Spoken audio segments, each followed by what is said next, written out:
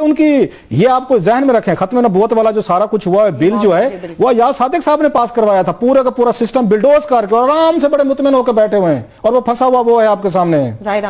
حامد صاحب۔ اور زید حامد صاحب کی جو کہانی بڑی مزے کی بنتی ہے، جب جنرل مشرف کا ٹرائل ہونے لگا تھا، آپ کو یاد ہے وہاں پہ اس وقت ان کا اس پہ جو ان کا نمبر 3 نہیں بغاوت پہ ہونے لگا تھا،